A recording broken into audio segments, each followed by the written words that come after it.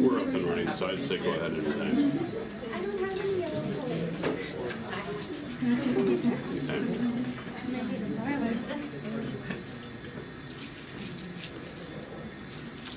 All right, so it's 3:30. Good afternoon, everybody. It is my great pleasure to introduce today's colloquium speaker, Rosa Vargas Martes. I met Rosa in 2015, was that correct? When I visited the University of Puerto Rico, Mayagüez, to give a talk about the MJO. Back then, I was finishing my PhD, and Rosa was an undergrad, and she was a source protege back then. And it turned out that she had done some research on the MJO herself. And after that talk, we chatted for a little bit and stayed in touch. However, after Hurricane Maria hit the island, the complicated situation on the island forced Rosa to move to the University of Albany to finish her bachelor's degree. Shortly after moving, I met Rosa at the AMS conference in 2018, where I had encouraged her to apply to back then to the University of Michigan, even though the deadline had passed. After the application process and visits, I gave her an offer and she accepted, and she came to work with me that fall as my first grad student. So Rosa goes back as part of my group from all the way from the Michigan days. We have weathered many storms together. Of course, how can we forget the pandemic in 2020, where Rosa passed part of that in Puerto Rico as she went back. During that time, Puerto Rico suffered several earthquakes. One of them, which ended up happening while we were having a meeting on Zoom. All of that was compounded by the fact that say in spring, I decided to move here to UW-Madison. So while it is noteworthy that the whole group decided to follow me to here, to UW-Madison, I can't understate the burden and the stress that event cost on my group, especially Rosa, who had already spent 2 years in Michigan and had already created a network. However, in spite of all of this, I am very proud to say that Rosa has endured. She has thrived as a grad student. She received an NSF GRFP, was also the very first AOS Bradfordton Scholar. She has been an exemplar student when it comes to department service, a part of student development that I think is relatively undervalued, but has contributed a lot to Rosa's growth. She has helped students with grad school applications, NSF applications, and has been involved with the Storm REU program since before it was actually named Storm, the very first year. As a mentor and as a helper, facilitator, I also think that Rosa is the glue that holds my group together. She brings her knowledge, humor, and positivity to the rest of the group. And she, last but not least, she has done an extensive amount of work on easterly waves, which we're about to hear about today. So without any further ado, Rosa, it's time to flex those mental muscles. So take it ahead. Can everybody hear me in the back? First of all, thank you everybody for joining today. Especially, it's a very momentous occasion for me. And today I will strive to share some of the work that I have done during all these years on easterly waves. First off, I want to thank my advisor, Lisa, and I'm trying really hard to keep it together. That was super nice. And my collaborators, Victor, Simaita, and Chao Junlin. Their help throughout this process has been invaluable. And today, we're going to learn about easterly waves, but more specifically, we're going to be talking about the governing thermodynamic structures of these systems and how these systems are represented in CMIP6 models. More specifically, waves over the Western Hemisphere, which are East Pacific and African easterly waves. With that said, let's jump in. So before we start talking about easterly waves themselves, let's try to familiarize ourselves with the region in question. We're talking about the tropics. Here we have an animation. I give a shout out to Becca, a 500 hectopascal daily temperature for 2023. And I'm just gonna go out there and ask, what is a feature that we can perceive here? I see a lot of the students from our class.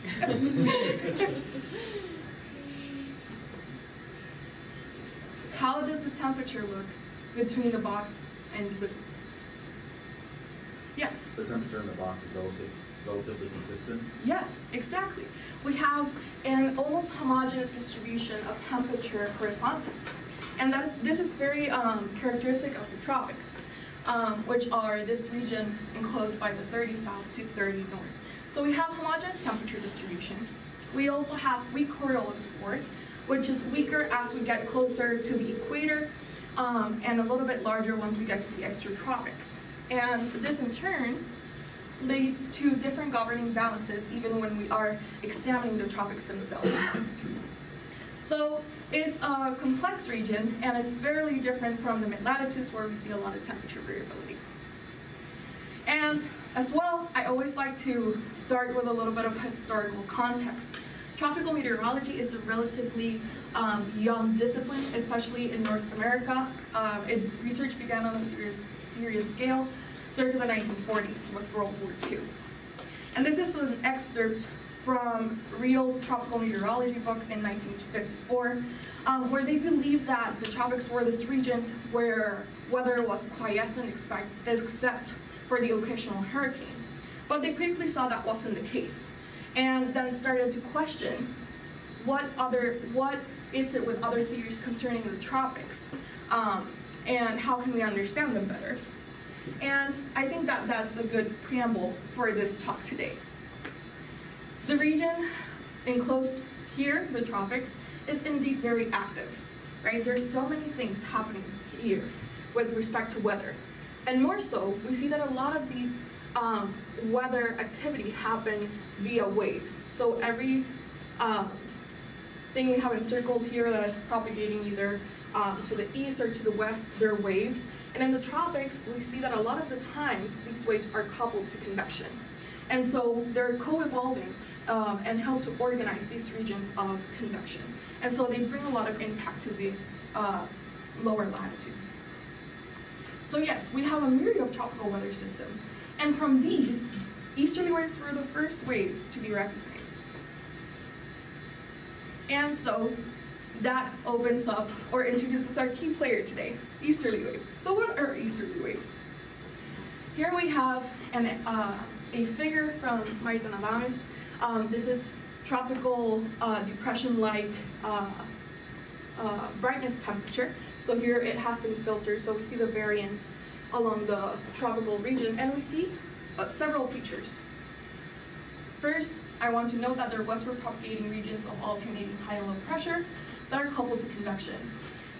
They are ubiquitous across the tropics. They have periods from 2.5 to 12 days, and westward wave numbers from 5 to 20. But yes, there are these systems, there are these waves, but why do we care? Why do we want to understand these systems better? First, they can serve as seeds for tropical cyclone development. They're also involved in precipitation variability that we see in the region. They can also pick up Saharan air dust, and more recently they have been found to be important contributors to the tropical general circulation by transporting energy to northern latitudes.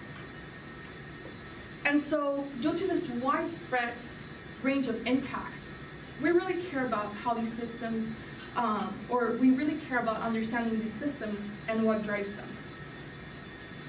As I mentioned, or as you might have guessed from my slide, while they're ubiquitous across the tropics, we're focusing on these regions over the Western Hemisphere. Because while they share the same name, right, easterly waves, and they occur over the Western Hemisphere, many research efforts have found them to exhibit very distinct characteristics. And so, let's talk a little bit about these two waves. They're convectively coupled, as we mentioned before, and they can be seen as these wave trends of active and suppressed convection with an inverted truss structure, which I'm showing here. We recall that in the tropics, our flow is easterly, with high pressure to the northern part of our flow, and we see these inverted truss structures popping up. With the strongest circulation around 700 hectopascals, so every time we talk about geopotential height or winds, I often just denote it at the 700 hectopascal level. And so, Here's a reanalysis and an observational perspective. I do apologize, that looked good in my computer, but anyhow. Easterly waves over the western hemisphere exhibit very distinct structures. For example, over the East Pacific, these waves tend to be slow evolving, whereas over Africa, they tend to be a little bit faster. Pacific easterly waves evolve over ocean, while African easterly waves have a big portion of their evolution over land. Pacific easterly waves are smaller, more compact systems, while African easterly waves exhibit broader areas of circulation and convection. In Pacific easterly waves, we have convection lagging the low. So we see that the low pressure system is moving a little bit ahead, and the convection is either collocated or partially collocated with the slope. In contrast, over Africa, we see that convection often leads the low level circulation, or is collocated. So they're very different. And this leads us to ask, why? Why are they so different? And so before we delve into these questions, right, we want to understand a little bit about the controls of tropical convection, right? They're convectively coupled waves. So we really want to understand what is controlling this tropical convection. So we have the conventional parcel perspective. Here we have the development of the clouds if convection gets past the level of free convection. So here if we have a lifting mechanism, let's say convection, and we reach the LFC, we can have the development of clouds, and I don't know why my cloud wasn't showing there either. Things happen.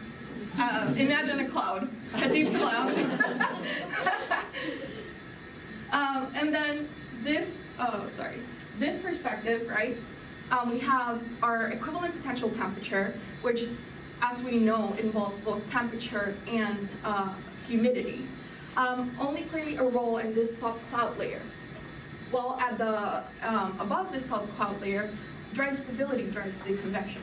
And this is more often seen in mid-latitude thunderstorms, but it's not as applicable in the tropics. And now we have this modern tropical perspective. The first thing I'll note, it's a very busy animation, but that's exactly what I'm trying to convey as well. It is a very intrinsic process. Right here we have buoyancy, and it's not this classical form of buoyancy that we're used to seeing.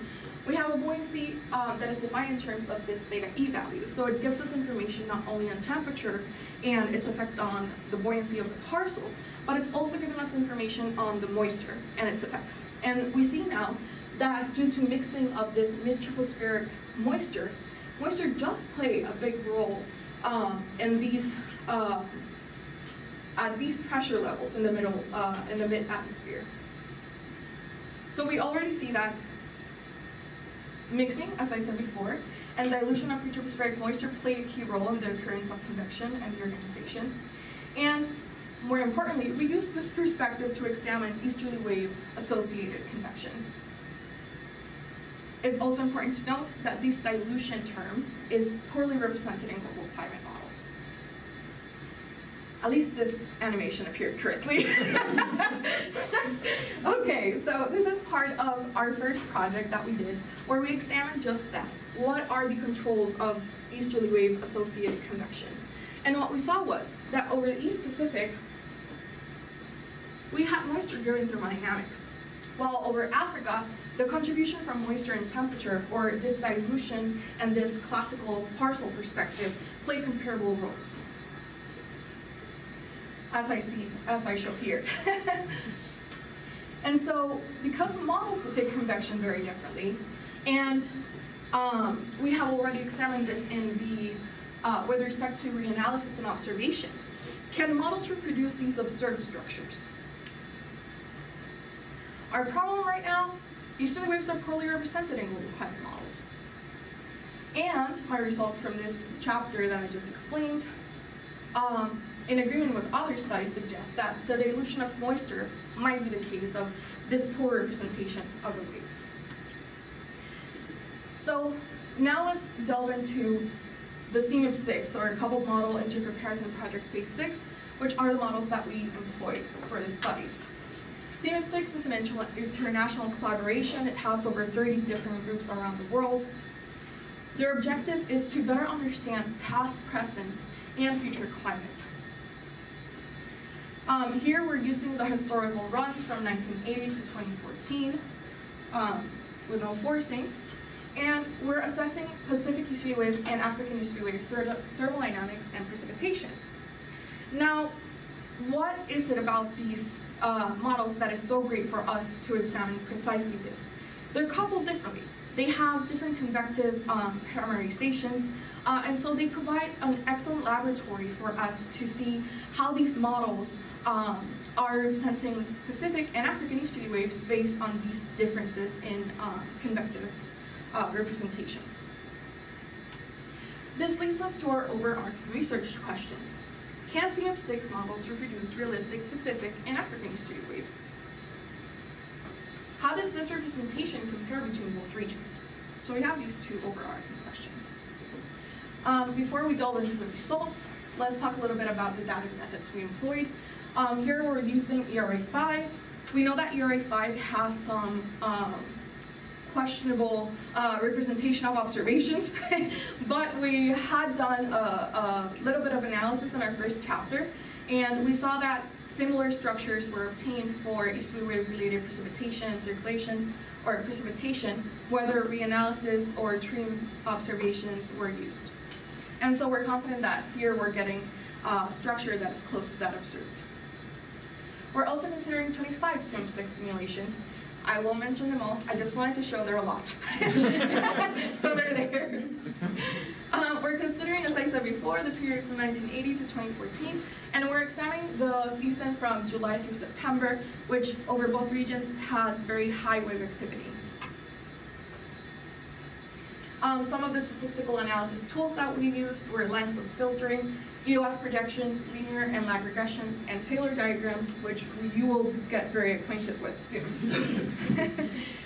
And we used these Taylor diagrams as well as lag regress precipitation and pattern correlations to assess model representation scale. A lot of words, but now we get to the good stuff. Let's talk about our results. So we begin by looking at Northeast Pacific easterly waves and their representation in CMF6 models. So, to attain or assess the representation of models, we look at lag regress precipitation, and here they are, sorry.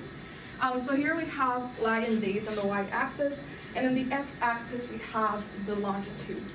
Here I'm just showing for Pacific easterly waves, we use the same sort of assessment tool for African easterly waves as well.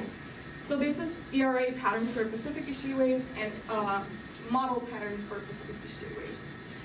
So we determine the standard deviation of each data set, and we also determine the correlation coefficients between these two patterns over the regions of maximum wave activity. And with that, we obtain something like this. So this is our Taylor diagram, and don't worry, I will give you a crash course real soon. But what's really cool about this diagram is that it gives us a lot of information on how different models represent an observed value. But as I promised you, here's a crash course. So on our radial axis, we have the spatial coherence. So these are our correlation values between our model and our ERA data sets.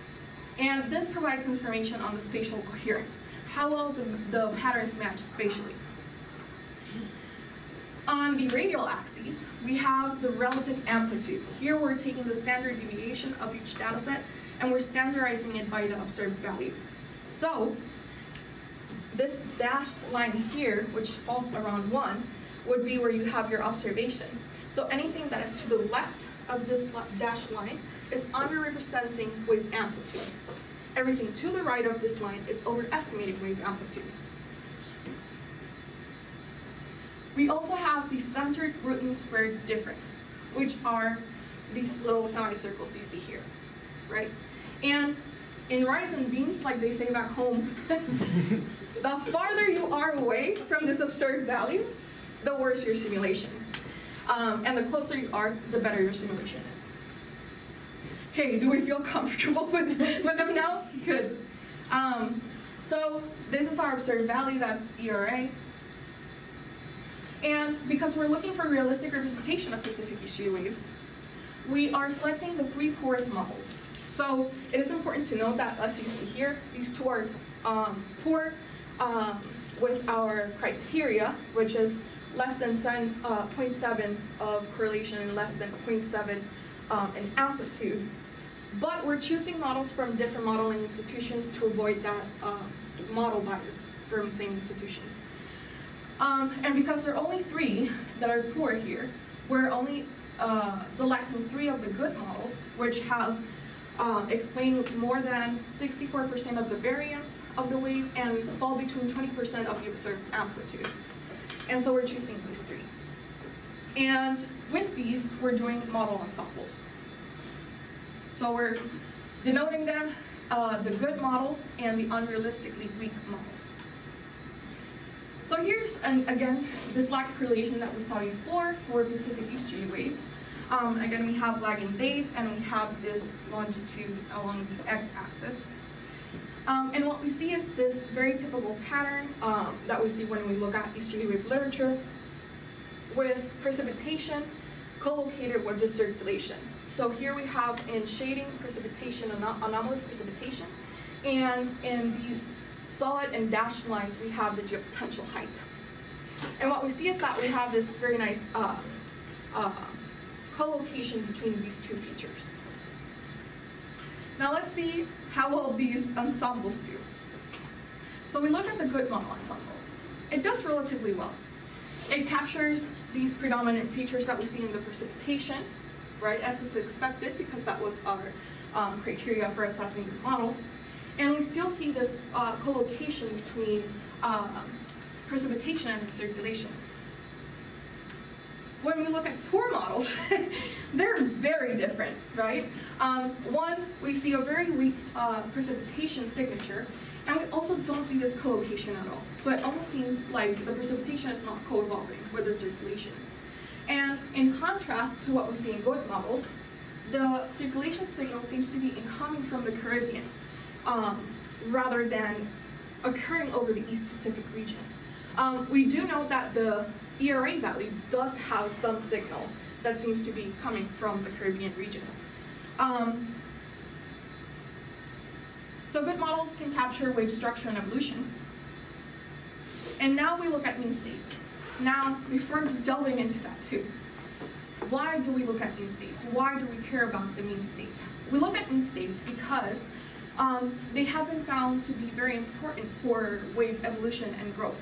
More specifically, the mean states in temperature and moisture, although temperature is more for African estuary waves. But for the East Pacific, very important, this moisture distribution, climatology distribution, sorry. And we're comparing it as well with the precipitation mean state, again, for July, August, and September. What we're seeing here in shading is the mean state precipitation, and in the solid lines, what you're seeing is the root mean squared of the first 2 principal components of estuary wave precipitation. And again, in rice and beans, this means wherever you see the black lines, it's where the wave likes to evolve over, okay? Where we see the maximum evolution of the wave. And we see that we have some variability along the coast, which is very characteristic of these waves. They like to have a southeast to northwest propagation, and we have some extending further into the western part of our domain. When we look at good models, we see that it captures this predominant structure close to the coast. It doesn't really have that much of an extent over the western portion of the domain, but it does capture a really good part of the evolution. Good models, poor models, sorry, or unrealistically weak models, do not do as good a job. They do have some of the signature over this hot spot that we see here, but they really don't capture a lot of the variability that we see here. And this is taking the difference between good and poor, and we see that good models tend to have more precipitation along coastal regions, and also over the Panama Bight. I will make one note there. The Panama Bight region, which is here, this one here, has been found to be very important for understanding Pacific easterly waves, and that's because this region and MCSs that form over this region have been found to play an important role for Pacific easterly wave genesis. And now we look at our moisture. First we note that our wave evolution seems to be a little bit shifted northward of where we have these maximums in humidity. Another feature that has been observed by other studies, right? They favor evolution over strong meridional gradients in humidity. Sorry, I will bring these two up. When we compare the good models and the poor, we see that models tend to exhibit a stronger values in mean state precipitation than what we see in ERA. And when we compare them both and we look at the tightness of these constant lines of moisture, of column moisture, we see that the Pacific easterly waves in weak models seem to have a stronger gradient. And we'll show that more. We do this calculation directly. And overall, when we look at the difference, poor models tend to have a more humid domain.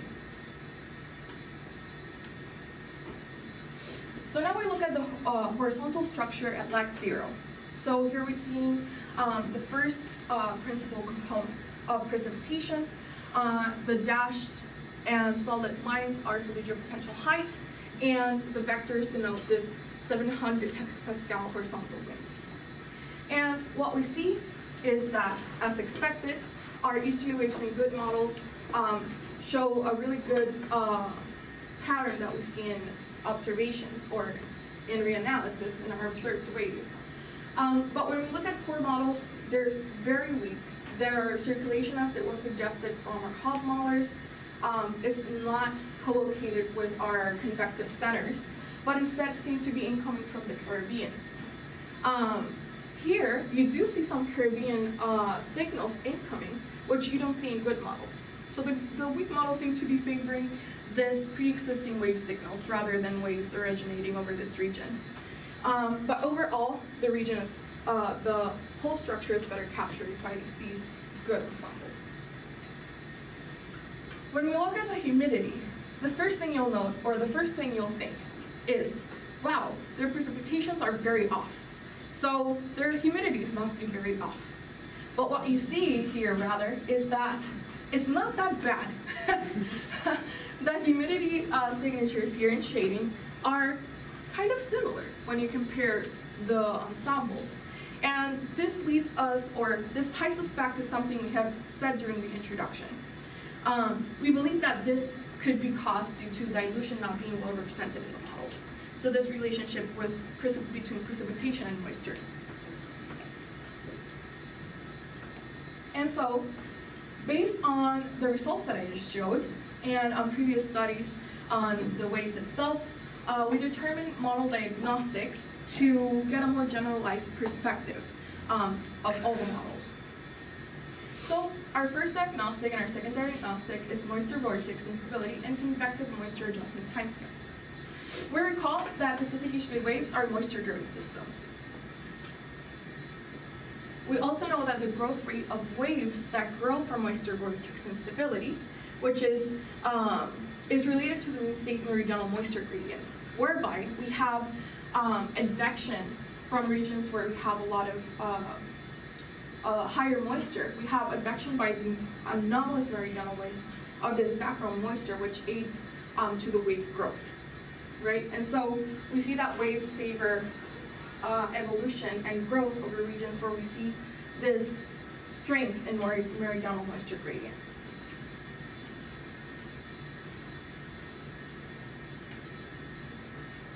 Our results, as we saw in the horizontal structure, also suggest that this dilution term is not well represented in the models. And a way in which we assess this is by looking at this convective moisture adjustment timescale, which does exactly this.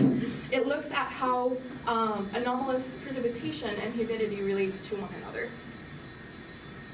So based on these, we consider a measure of the of growth rate from moisture-vortex instability. What we're doing here is that we're choosing a region of maximum moisture and averaging it, and we are subtracting it from a region where we have less moisture along the same longitude. And we also consider tau C, which we're calculating just as we see here. Another diagnostic that we're assessing is precipitation over the Panama Bight. As a lot of studies suggest, this is really important for in-situ development of waves. And so we consider an area over this region and average it as well and compare it with the models. With that said, let's look at our diagnostics. So here, again, we have all the models in the colors. This triangle is ERA5. And what we notice is this negative relationship that arises between what we have in the y-axis, which is our relative amplitude of the wave. Remember, this was the radial axis of the Taylor diagram. And our measure of strength in our meridional moisture gradient. It's negative. And this is consistent, although when we think about it, right, we're saying that stronger models have weaker gradients. And we're saying that weaker models have stronger gradients. And this is a little bit counterintuitive, but this is actually consistent with MBI theory, which suggests that wave growth, that easterly wave grow from this moisture gradient and thereby weaken the moisture gradient. And so stronger waves would have associated weaker moisture gradients. I don't know if that was okay to follow. So shouldn't, Yeah. but stronger, but how is the causality there? I guess I'm confused about the causality, because it seems like, I mean, I can ask about this later, actually. I'll just ask about it later. Okay, that's okay. Yeah. Our second diagnostic that we look at this convective moisture adjustment timescale, or tau C, shows something similar, where we have stronger waves, or stronger models, or models that have stronger waves, exhibiting shorter values of tau C, and weaker models exhibiting higher values of tau C. So what does this mean? In the absence of everything else controlling convection, models that exhibit strong waves are drying up. The convection is drying up more quickly, or consuming moisture more quickly than our weaker models.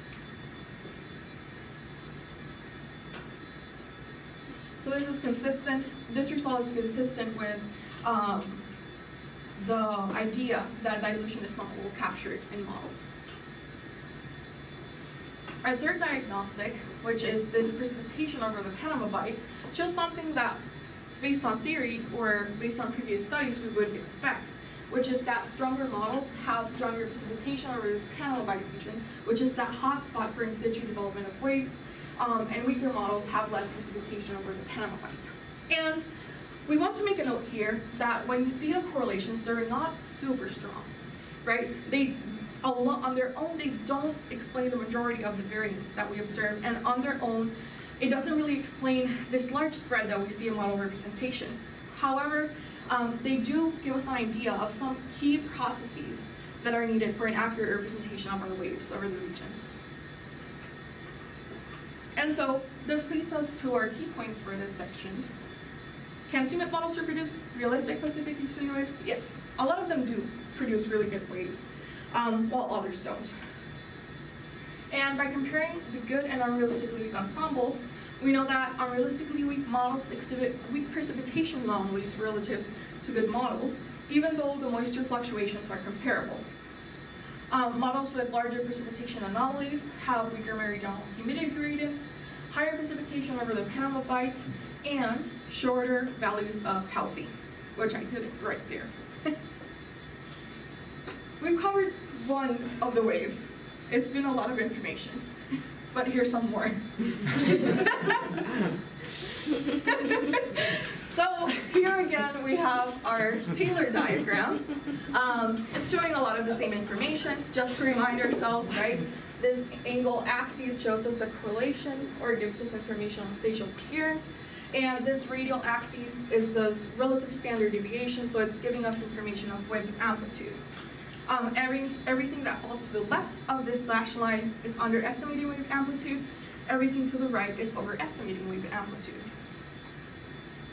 And so here we're looking for the realistic representation of African history waves as well. And the first thing we notice is that we have a large spread here.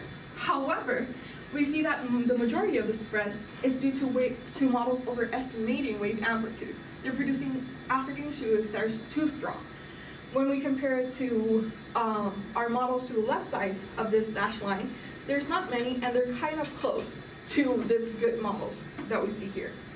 So we're defining good models the same way that we were doing before, higher than 0.8 of correlation, and between 0.8 and 1.2 in amplitude, which means that these good models should be able to explain more than 64% of the wave of the variance, and be within 20% of this reference value or ERA value in amplitude, sorry.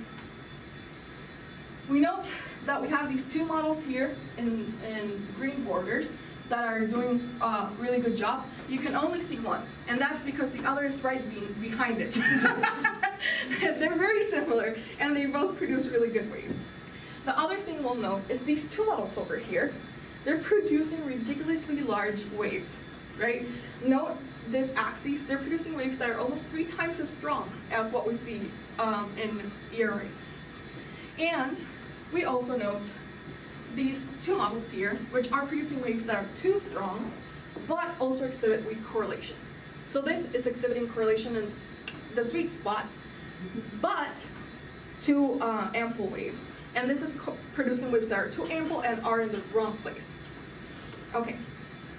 Because there are so many models here, and I don't want to overwhelm you more, we're only going to look at the TIE ESM as an example of a realistic model. And we're going to look at the BCC ESM as an example of a model that produces a wave that is too strong and has anomalies related to easterly waves in the wrong places. I do want to go back a little bit and compare these two side to side. First, I want you to note that the axes are different. So this just extends from 0 to 1.6. And this goes from 0 all the way to 2.8, I believe. So the first thing we note is that while we see a large spread over the Pacific, we have a good balance, right? We have some models producing waves that are too strong, and we do have a good number of models that are producing unrealistically weak waves. This is not the case over Africa. Over Africa, you either produce an amplitude that is very close to your observed value or your realistic wave, or you're overestimating it by a lot. And our hypothesis, also based on results that we've seen already, is if you're misrepresent, or if dilution is misrepresented, right? This process is not well represented in models, you can still have good African easterly waves because they can exist even if your dilution is not well captured. But the same is not true for Pacific easterly waves. You miss dilution, you don't have a good wave. And that is to say, dilution is still important for African easterly waves, but we're thinking that that might be the reason. Okay, so same thing, we're looking at lag time longitude diagrams. So here we have lag in days and the longitude here for African easterly waves. And the first thing we'll note is that we see this collocation again. It doesn't show the title, but it's precipitation and shading, and geopotential height at 700 hectopascals in solid and dashed contours. We see the collocation of these two signals. When we compare it to realistic African easterly waves in the TIE ESM model, we see a very similar pattern. It does really well.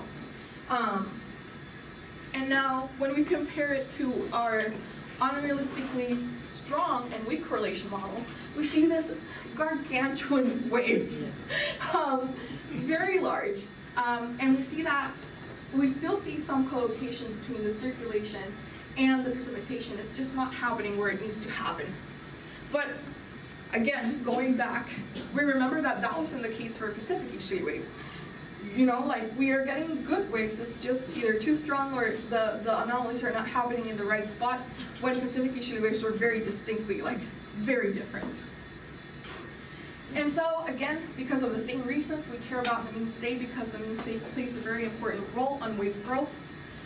We analyze here, in addition to moisture, we also look at temperature and moistatic energy. Moistatic energy combines energy associated to geopotential, dry enthalpy, and latent energy. Also, thermal class. So these are very important for our wave. And we note that our wave evolution, so here the written skirt of anomalous precipitation, is happening partway over land, partway over the ocean, but this is a very unique feature of these systems. Tropical depression-like systems are very commonly occurring in the tropics, but they're most commonly observed over oceans. So Pacific easterly waves are one of these really unique examples where you have evolution over land. When we look at the good model, the first thing we note is, it does produce a really good African easterly wave, but it produces mean states that are too strong, right? We see this in almost all of the fields. It's capturing a mean state that is too strong. And the same thing happens, even more pronounced in some cases, with this unrealistically strong weak correlation model, where you have this evolution of precipitation that goes too deeply into this African Monsoon region and goes too far out into the ocean. But it is worth noting that this produces a good wave, but it might not be for the reasons we think, right? It's still not capturing the mean states really well. Now we go into the horizontal structure. So we see here, we have precipitation for ERA, very similar to what we saw before with respect to the collocation of the precipitation with the circulation. A difference that you'll note here is that, as I showed in one of the previous schematics, the convective center over land seems to be a little bit ahead of the of the circulation sector. Whereas once you get over the ocean, immediately when you get into the ocean, it starts looking more like oceanic type system, where the circulation leads the convection a little bit. Another interesting aspect here, you'll note that Pacific easterly waves had an evolution that had not tilted, but it wasn't horizontal. It wasn't evolving zonally. It had also a meridional component to its evolution. Here you see that mostly you see the zonal propagation. When we look at realistic African easterly wave representation, you see patterns that are quite similar. And when you compare it to this unrealistically strong weak correlation, again, we see this gargantuan wave, and it is actually showing the anomalies where it's not supposed to. This is very evident when you look at temperature. It's almost like the opposite of what you see here. But it is still showing a zonal evolution. It is showing a circulation that is kind of similar to what we see. So not nearly as bad as when we looked at the Pacific. And now we're going to do the same. We're going to look at diagnostics for African easterly waves. We will note that in our work in the written portion of the dissertation, we did a lot more diagnostics for this part. But since they're similar and they showed similar results, we just focus on the two that we consider to be most impactful. So here we're going to consider a measure of moisture-vortex instability and baroclinic instability. So first, there can be two instabilities in easterly shear. We have our baroclinic instability, shown here. Our adiabatic ascent, which is shown in these pink arrows, is due to temperature tendency and advection. And our diabatic ascent, which is in blue, can be thought of as the component of this ascent that is directly or exactly satisfying with temperature gradient approximation. In baroclinic instability, we expect this adiabatic ascent to be collocated or in phase with this W-related ascent, as you see here. And this leads to this vertical structure that we see in the wave. For this instability, what's really important are these meridional gradients in temperature, as they're important for the growth of the wave. and thus wave favors evolution over strong temperature, meridional temperature gradients. On the other hand, we have moisture-vortex instability. We've already kind of introduced this instability before for the Pacific, but here, for a direct comparison, we're going over it again. In this moisture-vortex instability, this adiabatic acid and diabatic acid are no longer in phase with each other. Rather, our WGG or diabatic acid is in phase with anomalous moisture. And this is because in MVI we have that advection of mean state humidity by the anomalous winds, and that is causing a moisture tendency, which is in turn causing the anomalous moisture to be lagged a little bit and then to be co-located with this region of acids in the wave. And so it causes this vertically stacked, I don't know how to explain it, but this different vertical structure in the wave. For this type of instability, humidity gradients or meridional humidity gradients are important for growth of the wave, and thus wave favors evolution over strong humidity and precipitation gradients, right? We see convective center is in phase with this anomalous moisture. With that said, since one depends on temperature and the other on humidity, by nature they can't be what's leading the wave growth at the same time. It's either one or the other. And so we consider a measure of this baroclinic instability by directly calculating the gradient, meridional gradient, and our dry enthalpy. And we consider a measure of moisture-vortex instability where we're directly looking at the meridional gradient and precipitation. What we see here, we look first at this first diagnostic, which is the temperature gradient. The first thing we note when we look at this rank correlation is that we really don't see much of a relationship or a significant relationship at all, right? So this is probably not being the cause. When we now look at our measure of moisture-vortex instability, however, we see that our rank correlation is very high. So this relationship, right, where we have larger precipitation gradients and larger values in amplitude of the wave, suggests that our waves are growing from this moisture-vortex instability. So easterly wave growth is more consistent with moisture-vortex instability than baroclinic instability. So we can now answer the questions. Can CMIP6 models produce realistic African easterly waves? Yes, same thing. There's a large spread, but some models can capture these waves accurately. Easterly wave growth is more consistent with moisture-vortex instability than baroclinic instability. And finally, a synthesis, our key points. Can they produce both waves? Yes, and these representations look very different. And their spreads look very different as well, but there are some models that can produce both waves. How does this representation compare between both regions?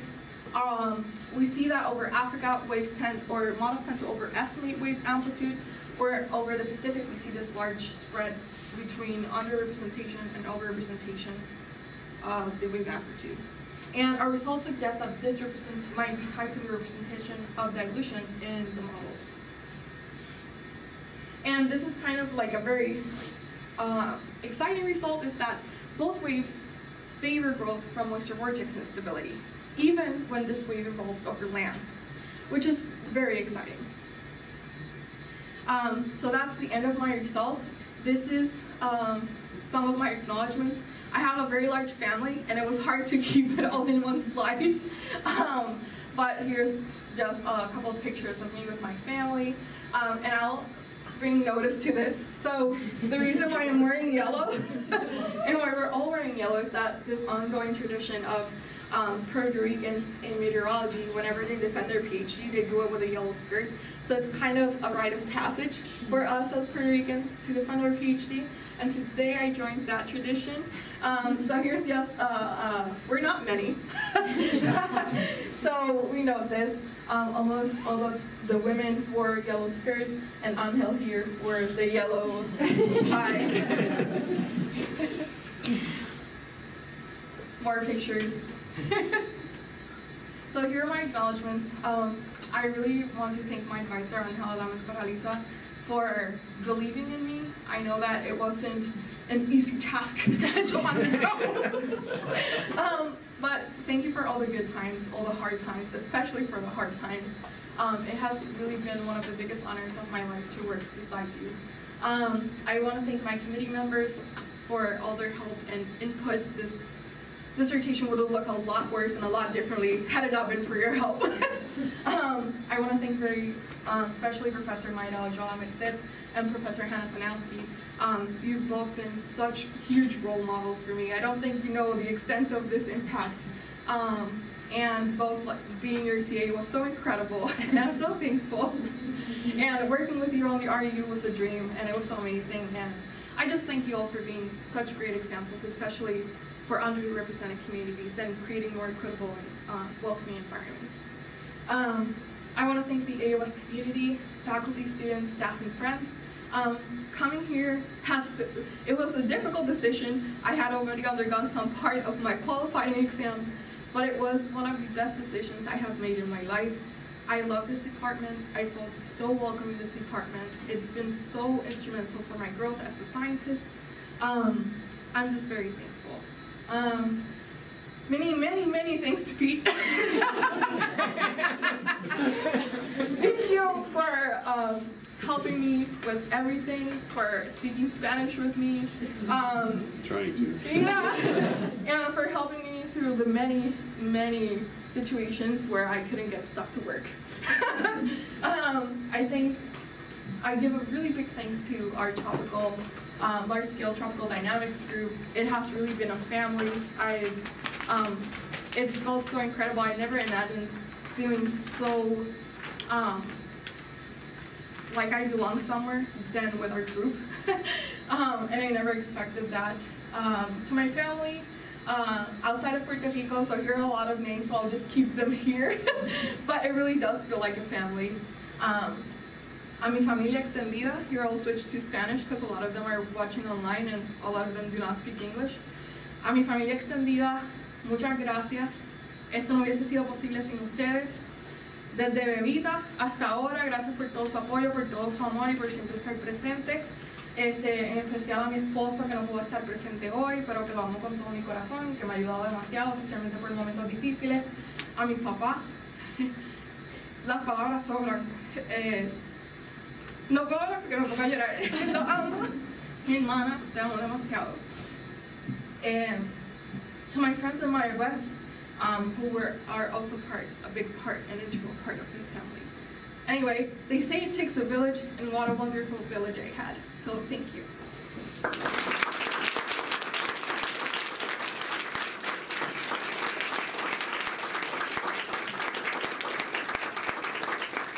Thank you, Rosa, for your defense. I want to close this before we open with the questions about the yellow color here. So it has been a tradition, and it is pride and joy that our department gets to be now a part of this tradition of wearing the yellow for the students in the Puerto Rico program. And I want to imbue it an additional meaning, and that's a symbol of resilience, accomplishment, and hope. Not just hope for yourself and your career, but the hope that you bring to the younger scientists who are now, that you have mentored, especially in the University of Puerto Rico. So thank you very much, Rosa. Thank you all for coming, and we'll take some questions. Starting off with the students. I see Maya already has questions. So students. Yeah. Hey Rosa, super interesting talk. I have a naive question for the study case part of your talk. You mentioned in the introduction as well, like it does start with aerosols from Africa or in general will have an impact on how this waves will generate and propagate. Have you looked into, you mentioned it in model analysis, and I'm wondering like how different models are estimating this particular African dust and whether that affects the genesis and the molecular dynamics. Yeah. Bias at how the aerosols are represented. So I haven't looked at that directly. I will say that regarding models, especially global climate models, there's not much work out there on easterly waves themselves, so that potentially could be a really interesting project. But I haven't looked at that specifically, yeah. Okay, the next question, maybe you want to repeat it for people? Oh, sorry, Okay, yeah, sorry. More questions from students? Yeah. Yep. Are the same models that do correlate for like African easterly waves the same that do correlate for Pacific easterly waves, or is it a mixed bag? That's like a really good question. They're mixed. A really interesting thing too that I don't include there, but that it's, I think, curious, there's only 2 models out of the whole 25 that are capable of representing both systems, that represent both African and Pacific easterly waves. It's the CNRM CM61HR and the EC Earth 3. But yeah, they're very different in their representation. So a lot of the models that do like decently over the Pacific do very poorly over Africa, and vice versa. Yeah. I had a point on that. So it sounds like the two model for the 2 waves are different. Have you tried to look at? It's a big one. But have you tried to look at the underlying of models, the good one for women, the good one for the one, to try to understand why they were good and why they were bad, and what would be a good way to improve waves with resolution? That's an excellent question too, and it's also something we had discussed originally when we were doing the preliminary process. We believe that that could be another project on its own. But yeah, it's something that we've definitely like asked ourselves of like why it is, but it's a little bit outside of the scope of our work.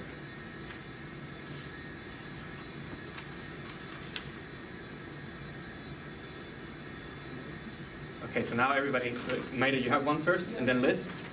Yeah, what do you think is the major differences between this set of models that may be triggering the differences in the outcomes? So for example, is it physics? Is it just the way the dynamics are? Is it land representation?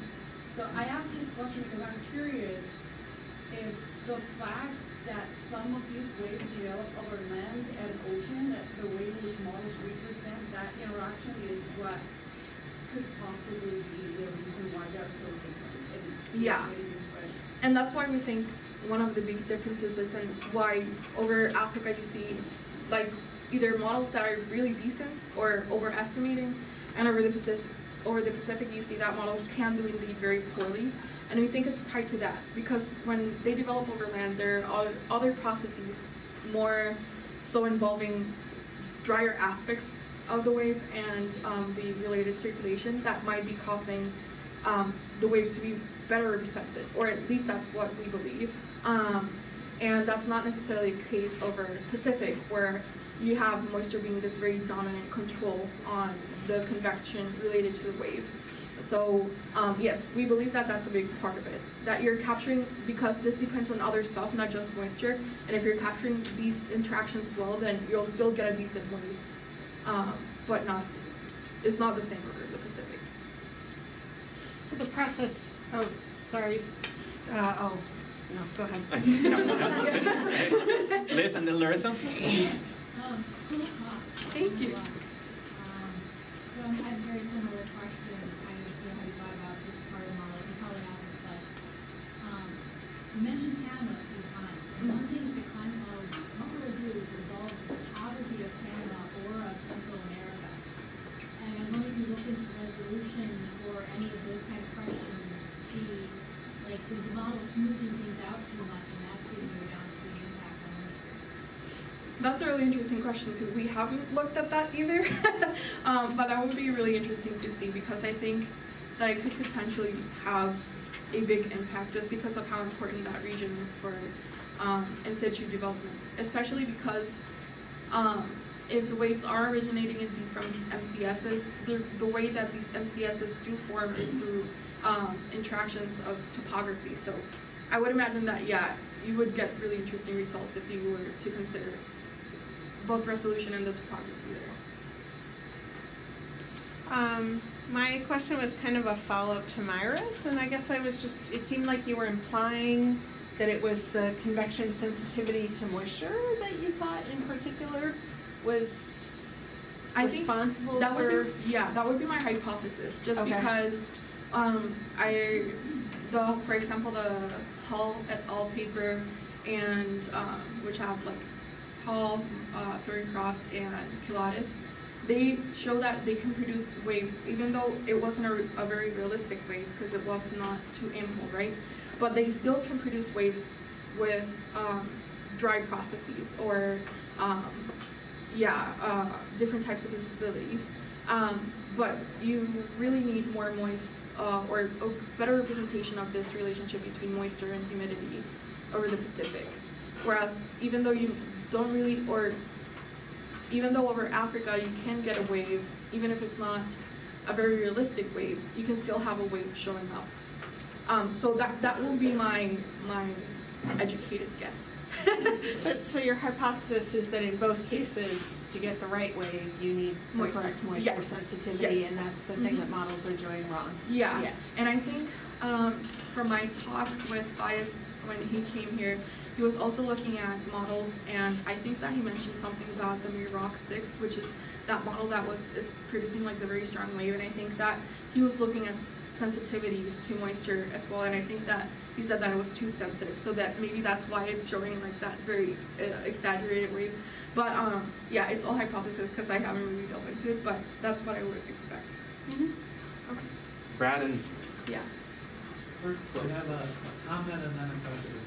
The comment is all these models are showing too strong of the African easterly wave, and I'm wondering whether our operational forecast system has a similar bias, because if you look at GFS, if it goes out, it generates hurricanes left and right. Yeah. And I'm wondering whether that could, in the same way, be tied to this lack of mixing. And so I think this has relevance for both climate and for just NWP. My question is, even for your good models, both the Pacific and the African wave, it looked to me like there was a phase lag between your anomaly, your precipitation anomaly, and what the ERA 5 has. It looked like it was out of phase in terms of the time lag. Have you looked into that at all? You mean in the hub models? Yeah. Yeah. I haven't looked too closely into that. So I wouldn't exactly know. But yeah, it would be interesting to look at it. I would expect also that because when you're looking at the correlation between the lagged precipitation, it's not, even the good models are not showing like a correlation that it's like very high. And because you're correlating those two, like the spatial and the temporal, I would expect that, yeah, that might be accounting for that difference in lags. Yeah, I think that at most, the correlation coefficient was like 0.82 or something like that. So we don't really see that really, really high correlation. Yeah. all right. Well, thank you all for coming, and thank you, Rosa, one last time. And